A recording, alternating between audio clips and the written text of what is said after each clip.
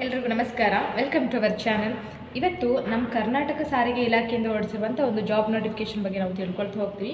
ಅದೇನಪ್ಪ ಯಾರಿಗಪ್ಪ ಅಂತ ಹೇಳಿದ್ರೆ, ಮೊದಲನೇದಾಗಿ ಯಾರು ಮೆಕ್ಯಾನಿಕಲ್ ಎಂಜಿನಿಯರಿಂಗ್ ಮಾಡಿದ್ದೀರಾ ಅವರಿಗಾಗಿ ಮತ್ತು ಆಟೋಮೊಬೈಲ್ ಎಂಜಿನಿಯರಿಂಗ್ ಮಾಡಿದ್ದೀರಾ ಅವರಿಗಾಗಿ ಈ ಒಂದು ಜಾಬ್ ನೋಟಿಫಿಕೇಷನ್ ಇರುತ್ತೆ. ಆ್ಯಂಡ್ ಇದರಲ್ಲಿ ಯಾರು ಡಿಪ್ಲೊಮೊ ಮಾಡಿದ್ದೀರಾ ಅವರಿಗಾಗಿ ಕೂಡ ಈ ಒಂದು ಜಾಬ್ ನೋಟಿಫಿಕೇಷನ್ ಅನ್ವಯವಾಗುತ್ತೆ. ಇದರಲ್ಲಿ ಇನ್ನೂ ಅಪ್ಲಿಕೇಶನ್ ಡೇಟ್ ಏನು ಸ್ಟಾರ್ಟ್ ಆಗಿಲ್ಲ. ಸ್ಟಾರ್ಟ್ ಆಗಿದ ತಕ್ಷಣ ನಾವೇ ನಮ್ಮ ಚಾನಲಿಂದ ಹೇಗೆ ಅಪ್ಲಿಕೇಶನ್ ಹಾಕಬೇಕು ಅಂತೇಳಿ ನಾವು ತಿಳ್ಕೊಡ್ತಾ ಹೋಗ್ತೀವಿ.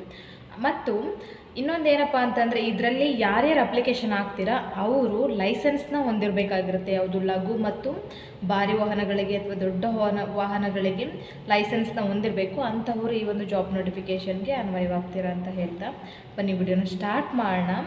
ಅದಕ್ಕೂ ಮೊದಲು ನಮ್ಮ ಚಾನಲ್ ಯಾರ್ಯಾರು ಸಬ್ಸ್ಕ್ರೈಬ್ ಆಗಿಲ್ಲ ಪ್ಲೀಸ್ ಸಬ್ಸ್ಕ್ರೈಬ್ ಆಗಿ, ಮತ್ತು ವಿಡಿಯೋ ಇನ್ಫಾರ್ಮೇಟಿವ್ ಅಂತ ಅನಿಸಿದ್ರೆ ಲೈಕ್ ಕಮೆಂಟ್ ಶೇರ್ ಮಾಡಿ ಅಂತ ಹೇಳ್ತಾ ವಿಡಿಯೋನ ಸ್ಟಾರ್ಟ್ ಮಾಡೋಣ ಬನ್ನಿ. ಕರ್ನಾಟಕ ಲೋಕಸೇವಾ ಆಯೋಗ ಉದ್ಯೋಗ ಸೌಧ ಬೆಂಗಳೂರು ಇಲ್ಲಿಂದ ಬಂದಿರುವಂಥ ಒಂದು ನೋಟಿಫಿಕೇಷನ್ ಇದಾಗಿರುತ್ತೆ. ಸೊ ಇದರಲ್ಲಿ ಸಾರಿಗೆ ಇಲಾಖೆಯಿಂದ ಬಂದಿರುವಂಥ ಒಂದು ಹುದ್ದೆಗಳ ಸಂಖ್ಯೆಯನ್ನು ನಾವು ತಿಳ್ಕೊಳ್ತಾ ಹೋಯಿತು ಅಂತಂದರೆ, ಇದಕ್ಕೆ 70 ಹುದ್ದೆಗಳ ಸಂಖ್ಯೆಯಲ್ಲಿ ಈ ಒಂದು ನೇಮಕಾತಿಯನ್ನು ಮಾಡ್ಕೊಳ್ತಾ ಇದ್ದಾರೆ. ಸೊ ಇದಕ್ಕೆ ಏನೇನು ಕ್ರೈಟೀರಿಯಾ ಇದೆ, ಲಾಸ್ಟ್ ಡೇಟ್ ಏನು ಆ್ಯಂಡ್ ಏಜ್ ಲಿಮಿಟ್ ಏನು, ಪ್ರತಿಯೊಂದು ನಾನು ಆಗಲೇ ಹೇಳಿದಾಗೆ ತಿಳ್ಕೊಳ್ತಾ ಹೋಗೋಣ ಬನ್ನಿ. ನೆಕ್ಸ್ಟ್ ಇದರಲ್ಲಿ ನೋಡೋದಾಯಿತು ಅಂದರೆ, ಅರ್ಜಿ ಸಲ್ಲಿಸಲು ನಿಗದಿಪಡಿಸಿದ ಪ್ರಾರಂಭಿಕ ದಿನಾಂಕ ಬಂದು 22/4/2024 ಅಂದರೆ ಏಪ್ರಿಲ್ ಇನ್ನೂ ಸ್ಟಾರ್ಟ್ ಆಗಿಲ್ಲ. ಸೊ ನೆಕ್ಸ್ಟ್ ಮಂತಿಂದ ಇದು ಸ್ಟಾರ್ಟ್ ಆಗುತ್ತೆ. ನಂತರ ಕೊನೆಯ ದಿನಾಂಕ ಯಾವುದಾಗಿರುತ್ತೆ ಅಂದರೆ 21/5/2024 ಕೊನೆಯ ದಿನಾಂಕ ಆಗಿದೆ. ಅದೇ ಡೇಟು ಒಂದು ಶುಲ್ಕ ಪಾವತಿಯ ಕೊನೆಯ ದಿನಾಂಕನೂ ಕೂಡ ಆಗಿರುತ್ತೆ. ಸೊ ಹಾಗಾಗಿ 2-3 ಡೇಸ್ ಬಿಫೋರೇ ಅಪ್ಲಿಕೇಶನ್ ಹಾಕಬೇಕು ಮತ್ತು ಆ ಒಂದು ಡೇಟ್ ಕೊಟ್ಟಿರುವಂಥ ಡೇಟ್ಗೆ ಹೋಗಿ ಒಂದು ಶುಲ್ಕ ಪಾವತಿಯನ್ನು ಮಾಡಬೇಕಾಗಿರುತ್ತೆ. ಸೊ ವಿಶೇಷ ಸೂಚನೆಯಲ್ಲಿ ನಾವು ನೋಡೋದಾಯಿತು ಅಂತಂದರೆ, ಇಲ್ಲಿ ಹೇಳಿರೋದಿಷ್ಟೇ. ಪ್ರತಿಯೊಂದೂ ನೋಟಿಫಿಕೇಷನ್ ಇವಾಗ ನಾನು ಏನೇನು ಹೇಳ್ತಿದ್ದೀನಿ ಅದನ್ನು ಯಾರಾದರೂ ವಿಡಿಯೋ ನೋಡಲ್ಲ ಅನ್ನೋರು ಇತ್ತು ಅಂದರೆ ಆ ನೋಟಿಫಿಕೇಷನ್ನ ಕರೆಕ್ಟಾಗಿ ಕೂತು ನೀಟಾಗಿ ಓದಬೇಕು, ಚೆನ್ನಾಗಿ ಅರ್ಥ ಮಾಡ್ಕೋಬೇಕು ಏನೇನಿದೆ ಏನೇನಿಲ್ಲ ಅಂತ ಹೇಳಿ.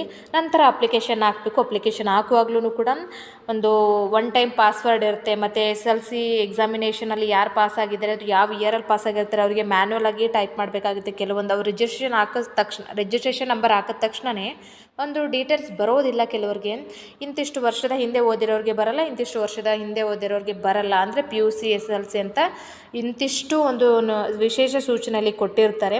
ಅದನ್ನೆಲ್ಲ ನೋಡ್ಕೊಳ್ತಾ ನಾವು ನೀಟಾಗಿ ಒಂದು ನೋಟಿಫಿಕೇಷನ್ನ ಓದಬೇಕು ಅಂತ ಇಲ್ಲಿ ಹೇಳಿರ್ತಾರೆ ಅಷ್ಟೇ.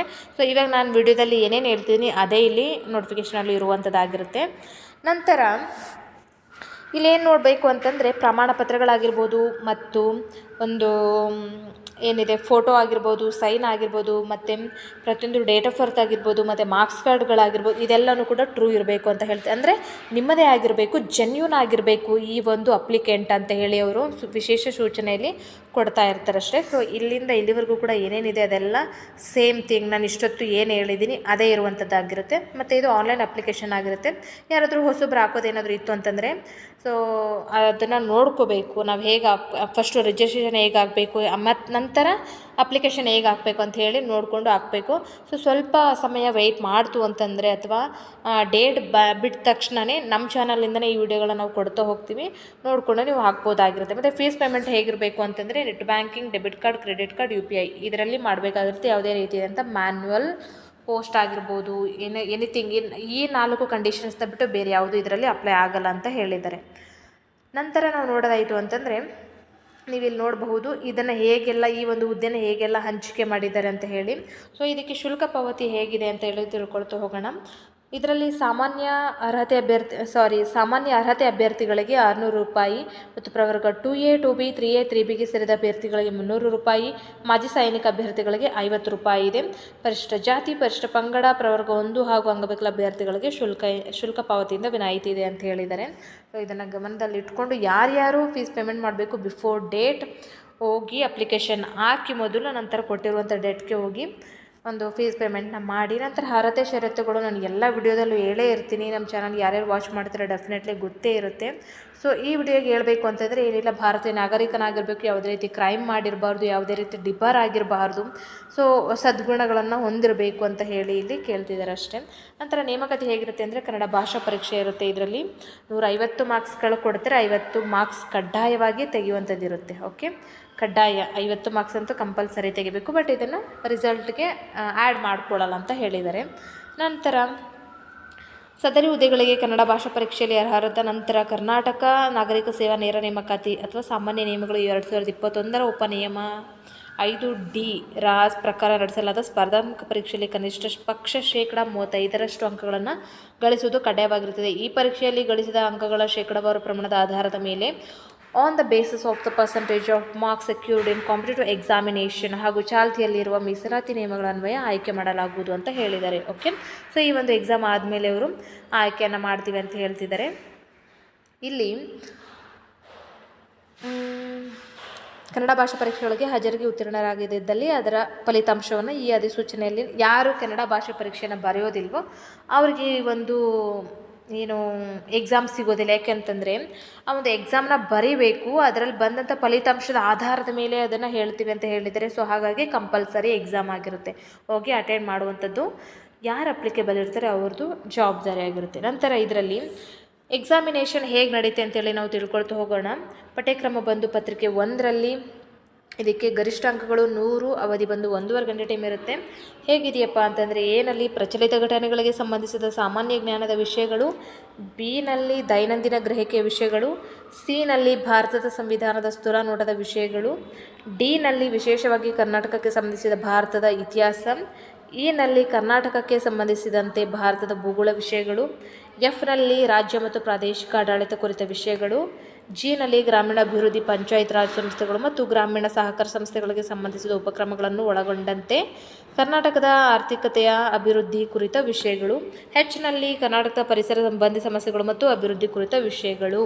ಓಕೆ, ಸೊ ಪತ್ರಿಕೆ 2ರಲ್ಲಿ ನಾವು ನೋಡೋದಾಯಿತು ಅಂತಂದರೆ ಸಾಮಾನ್ಯ ಕನ್ನಡ ಬಂದು 35 ಅಂಕಗಳಿಗಿರುತ್ತೆ, ಸಾಮಾನ್ಯ ಇಂಗ್ಲೀಷು 35, ಸಾಮಾನ್ಯ ಕಂಪ್ಯೂಟರ್ ಜ್ಞಾನ, ಸಾಮಾನ್ಯ ಕಂಪ್ಯೂಟರ್ ಜ್ಞಾನ ಬಂದು ಗರಿಷ್ಠ 30 ಅಂಕಗಳಿಗಿರುತ್ತೆ. ಇದಕ್ಕೂ ಕೂಡ ಟೈಮ್ ಬಂದು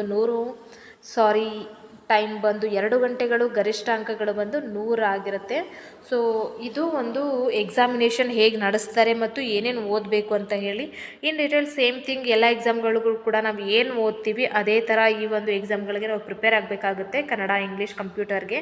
ಆ್ಯಂಡ್ ಇಲ್ಲಿ ಹೇಳಿದರೆ ಈ ಒಂದು ಎಕ್ಸಾಮಿನೇಷನ್ಗೆ ತಕ್ಕಂತೆ ಇಲ್ಲಿ ಸಿಲೆಬಸ್ ಕೊಟ್ಟಿರೋ ಹಾಗೆ ನಾವು ಓದ್ಕೋಬೇಕಾಗಿರುತ್ತೆ. ಓಕೆ, ನೆಕ್ಸ್ಟ್ ಮೇನ್ ಪಾರ್ಟ್ ಏನು ನೋಡೋದಾಯ್ತಪ್ಪ ಅಂತಂದರೆ ಹೇಗಿರುತ್ತೆ ಎಕ್ಸಾಮಿನೇಷನ್ ಅಂತಂದರೆ ಆಫ್ಲೈನೇ ಇರುತ್ತೆ, ಓಮರ್ ಶೀಟಲ್ಲೇ ಇರುತ್ತೆ.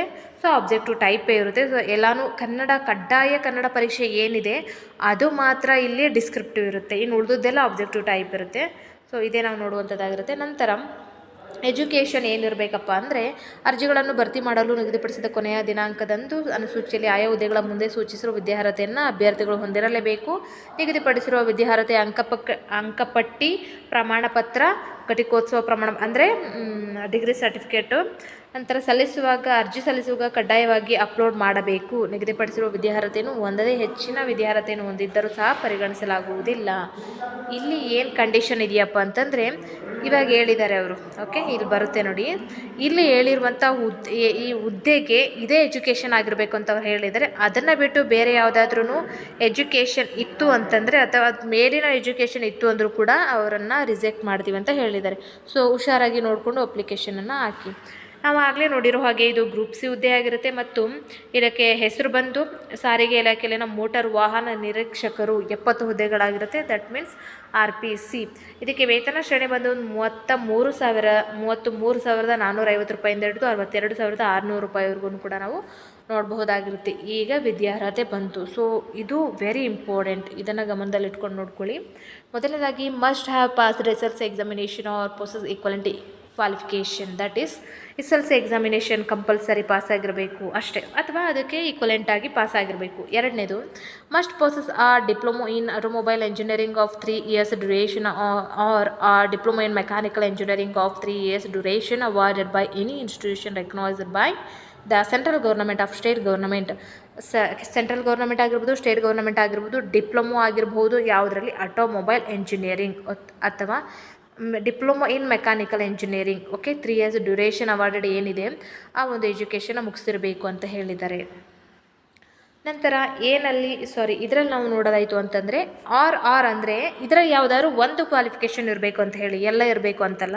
Then a degree in automobile engineering from a university established by law or a degree in mechanical engineering from a university established by a ಲಾನಲ್ಲಿ ಯಾರು ಮೆಕ್ಯಾನಿಕಲ್ ಇಂಜಿನಿಯರಿಂಗ್ ಇದ್ದಾರೆ, so ಯಾವುದು ಯೂನಿವರ್ಸಿಟಿಗೆ ಸಂಬಂಧಪಟ್ಟಂತೆ ಒಂದು ನಿಗದಿತ ಸ್ಥಳದಿಂದ ಅಥವಾ ಒಂದು ಡಿಗ್ರಿಯನ್ನು ಅಂದರೆ ಮೆಕ್ಯಾನಿಕಲ್ ಎಂಜಿನಿಯರಿಂಗಿಂದ ತೊಗೊಂಡಿರ್ತಾರೋ ಅಂಥವರು ಈ ಒಂದು ಆಟೋಮೊಬೈಲ್ ಎಂಜಿನಿಯರಿಂಗ್ ಯಾರಿದ್ದಾರೆ ಅಂಥವ್ರು ಈ ಒಂದು ಹುದ್ದೆಗೆ ಅಪ್ಲಿಕೇಶನ್ ಹಾಕಬಹುದಾಗಿರುತ್ತೆ ಅಂತ ಹೇಳಿದ್ದಾರೆ.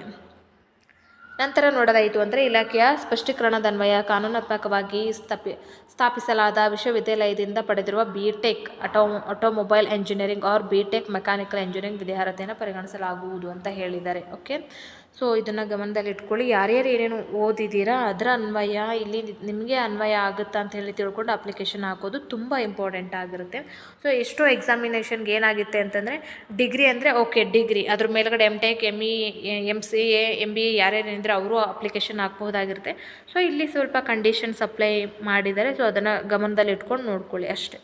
ಆ್ಯಂಡ್ ಇದರಲ್ಲಿ ಇನ್ನೊಂದು ಏನಿದೆ ಅಂದರೆ holding a driving licence authorising to drive motorcycle with gear and light motor vehicles. So licence ಏನಿದೆ ಅದು ಕೂಡ ಇಲ್ಲಿ ಇಟ್ಕೊಂಡಿರ್ಬೇಕಂತ ಹೇಳಿದ್ದಾರೆ, ಎರಡಕ್ಕೂ ಗೇರ್ ಮತ್ತು ಲೈಟ್ ಮೋಟರ್ ವೆಹಿಕಲ್ಸ್ಗೂ ಕೂಡ. ನಂತರ must possess the following minimum physical standards for ಮೆನ್ಗೆ ಏನು ಅಂದರೆ ಹೈಟ್ ಎಷ್ಟು ಇರಬೇಕು, 168 ಸೆಂಟಿಮೀಟರ್ಸ್ ಇರಬೇಕು, ಚೆಸ್ಟ್ ಬಂದು 86 ಸೆಂಟಿಮೀಟರ್ಸ್ ಇರಬೇಕು. ಓಕೆ, ಸೊ ಇದು ನಂತರ ಇಲ್ಲೇನು ನಾವು ನೋಡೋದಾಯಿತು ಅಂತಂದರೆ expanded minimum expansion must of 5 centimetres ಅಂತಂದರೆ ಅಲ್ಲಿ ಇರೋ ಥರ. ಸೊ ಇಲ್ಲಿ ವುಮೆನ್ಗೆ ನೋಡೋದಾಯಿತು ಅಂತಂದರೆ ವುಮೆನ್ ಯಾರಿದ್ದಾರೆ ಅವ್ರಿಗೆ ಹೈಟ್ ಬಂದು 157 ಸೆಂಟಿಮೀಟರ್ಸ್ ಇರಬೇಕು, ವೆಯ್ಟ್ ಬಂದು 49 kg ಇರಬೇಕು. So men and women common standards vision must have the following standard distant near vision without glasses. Okay, eyesight ಹೇಗಿರಬೇಕು ಅಂತಂದರೆ 6/9 6/9 ಮತ್ತು 6/12 ಇರಬೇಕು ಐಸೈಟ್ ಏನಿದೆ ಅದು. ನಿಯರ್ ವಿಷನ್ ಏನಿರಬೇಕು ಅಂತಂದರೆ 0/6 or 0/8 ಇರಬೇಕು ಅಂತ ಹೇಳಿದ್ದಾರೆ. ನಂತರ ಯಾವುದೇ ಒಟ್ಟಾರೆ ಇಲ್ಲಿ ಏನು ಹೇಳಿದ್ದಾರೆ ಅಂತಂದರೆ ಕಣ್ಣು ಸರಿಯಾಗಿ ಕಾಣಿಸ್ಬೇಕು ಅಷ್ಟೇ ಹೇಳಿರೋದು, ಅದ್ರ ಬಿಟ್ಟು ಬೇರೆ ಯಾವುದೇ ರೀತಿಯಾದಂಥದ್ದು ಏನೂ ಹೇಳಿಲ್ಲ. ಇದಾದ ನಂತರ ಯಾಕಂದರೆ ಜಾಸ್ತಿ ಎಲ್ಲನೂ ಓದ್ಕೊಂಡು ಎಕ್ಸ್ಪ್ಲನೇಷನ್ ಕೊಡ್ತು ಹೋದರೆ ಕನ್ಫ್ಯೂಸ್ ಆಗಿಬಿಡುತ್ತೆ ಏನೇನು ಹೇಳ್ತಿದ್ದಾರಪ್ಪ ಅದಕ್ಕೆ ಟೋಟಲಾಗಿ ಸಮ್ಮರಿ ಏನಿದೆ ಅಂದರೆ ಇಷ್ಟೇ ಅಲ್ಲಿರುವಂಥದ್ದು. ಓಕೆ, ಸೊ ಇದು ಫಿಸಿಕಲಾಗಿ ಫಿಟ್ ಇಲ್ಲ ಅಂದರೆ ಅದನ್ನು ತೆಗೆದಾಕ್ತಾರೆ, ಅಷ್ಟು ಬಿಟ್ಟರೆ ಬೇರೆ ಏನಿಲ್ಲ. ಓಕೆ, ಅದನ್ನೇ ಇಲ್ಲಿ ಇನ್ ಡೀಟೈಲಾಗಿ ಕೊಟ್ಟಿರುವಂಥದ್ದಾಗಿರುತ್ತೆ. ನಂತರ ಇದರಲ್ಲಿ ಏನು ಹೇಳಿದಾರಪ್ಪ ಅಂತಂದರೆ ತೃತೀಯ ಲಿಂಗದ ಅಭ್ಯರ್ಥಿಗಳಿಗೆ ಸರ್ಕಾರದ 7/3/2024 ಪತ್ರದನ್ವಯ ತೃತೀಯ ಲಿಂಗದ ಅಭ್ಯರ್ಥಿ ಮೀಸಲಾತಿ ಕೋರಿ ಅರ್ಜಿ ಸಲ್ಲಿಸುವ ತೃತೀಯ ಲಿಂಗದ ಅಭ್ಯರ್ಥಿಯು ತಾನು ಪುರುಷನೆಂದು ದೃಢೀಕರಣ ಪ್ರಮಾಣ ಪತ್ರವನ್ನು ಸಲ್ಲಿಸಿದಲ್ಲಿ ಅವರಿಗೆ ಪುರುಷರಿಗೆ ನಿಗದಿಪಡಿಸಿರುವ ದೈಹಿಕ ಮಾನದಂಡಗಳನ್ನು ಹಾಗೂ ತೃತೀಯ ಲಿಂಗದ ಅಭ್ಯರ್ಥಿಯು ತಾನು ಮಹಿಳೆ ಎಂದು ದೃಢೀಕರಣ ಪ್ರಮಾಣ ಪತ್ರವನ್ನು ಸಲ್ಲಿಸಿದಲ್ಲಿ ಅವರಿಗೆ ಮಹಿಳೆಯರಿಗೆ ನಿಗದಿಪಡಿಸಿರುವ ದೈಹಿಕ ಮಾನದಂಡಗಳನ್ನು ಅಳವಡಿಸಿ ಆಯ್ಕೆ ಪ್ರಕ್ರಿಯೆಯನ್ನು ನಡೆಸಲಾಗುವುದು. ಈ ಮಂಗಳಮುಖಿಯರು ಅಂತ ಯಾರು ನಾವು ಕೇಳಿದ್ದೀವಿ ಅಂಥವರು ಕೂಡ ಇಲ್ಲಿ ನಾವು ಜಾಬನ್ನು ತಗೋಬೋದು ಅಂಥೇಳಿ ಗೊತ್ತು ಮಾಡ್ಕೋಬೇಕಾಗುತ್ತೆ ಇವಾಗ. ಯಾಕೆ ಅಂತಂದರೆ ಇದುವರೆಗೂ ಕೂಡ ಅವಕಾಶಗಳು ಕಡಿಮೆ ಇತ್ತು, ಬಟ್ ಇದರಲ್ಲಿ ಅವಕಾಶಗಳನ್ನು ತುಂಬ ನೀಟಾಗಿ ಎಕ್ಸ್ಪ್ಲೇನ್ ಮಾಡಿ ಕೊಟ್ಟಿದ್ದಾರೆ. ಅವರು ಹುಡುಗ ಅಥವಾ ಹುಡುಗಿ ಅಂತ ಹೇಳ್ತೀವಿ ಅಂದರೆ ಅದಕ್ಕೆ ಏನೇನು ಕಂಡೀಷನ್ಸ್ ಇದೆ, ಟರ್ಮ್ಸ್ ಇದೆ ಅದನ್ನು ಅಪ್ಲೈ ಮಾಡಿಕೊಂಡು ಪ್ರಮಾಣ ಪತ್ರವನ್ನು ತಂದು ಕೊಡ್ತು ಅಂತಂದರೆ ಡೆಫಿನೆಟ್ಲಿ ಅವರು ಕೂಡ ಈ ಒಂದು ಏನು ಅಪ್ಲಿಕೇಶನ್ಗೆ ಅರ್ಹರು ಅಂತೇಳಿ ನಾವು ಸರ್ಟಿಫೈ ಮಾಡ್ತೀವಿ ಅಂತ ಹೇಳಿದ್ದಾರೆ. ಮತ್ತು ಜಾಬನ್ನು ಕೂಡ ಎಕ್ಸಾಮ್ ಬರೆದು ತಗೋಬಹುದು ಅಂತ ಅವರು ಹೇಳಿದ್ದಾರೆ. ಮತ್ತು ಏಜ್ ಲಿಮಿಟ್ ಎಷ್ಟಿರಬೇಕು, 18 ಇರಬೇಕು ಗರಿಷ್ಠ ಬಂದು 30 ವರ್ಷ ಇರಬೇಕು. ಮತ್ತು ಇದರಲ್ಲಿ ರಿಲ್ಯಾಕ್ಸೇಷನ್ ಇದೆ ಕ್ಯಾಟಗರಿ ವೈಸು, ಪ್ರವರ್ಗ 2A 2B 3A 3B 38 ವರ್ಷಗಳು, ಮತ್ತು SC ST ಮತ್ತು ಪ್ರವರ್ಗ 1ಕ್ಕೆ 40 ವರ್ಷಗಳು ಏಜ್ ರಿಲ್ಯಾಕ್ಸೇಷನ್ ಇರುವಂಥದ್ದಾಗಿರುತ್ತೆ. ಓಕೆ, ಸೊ ಇದರಲ್ಲಿ ಇಷ್ಟು ಮಾಹಿತಿ ತುಂಬ ಇಂಪಾರ್ಟೆಂಟ್ ಆಗಿರುವಂಥದ್ದು. ಸೊ ಇದರಲ್ಲಿ ಯಾರ್ಯಾರಿಗೆ ಈ ಅನ್ವಯ ಆಗುತ್ತೋ ಅವರು ಈ ಒಂದು ಎಕ್ಸಾಮ್ನ ಬರೆದು ಈ ಒಂದು ಜಾಬ್ನ ತಗೋಬಹುದಾಗಿರುತ್ತೆ. ಮತ್ತು ಯಾರ್ಯಾರು ನಮ್ಮ ಚಾನಲ್ನ ಸಬ್ಸ್ಕ್ರೈಬ್ ಮಾಡಿಲ್ಲ ಪ್ಲೀಸ್ ನಮ್ಮ ಚಾನಲ್ನ ಸಬ್ಸ್ಕ್ರೈಬ್ ಮಾಡಿ ಅಂತ ಹೇಳ್ತಾ ಥ್ಯಾಂಕ್ ಯು ಫಾರ್ ವಾಚಿಂಗ್.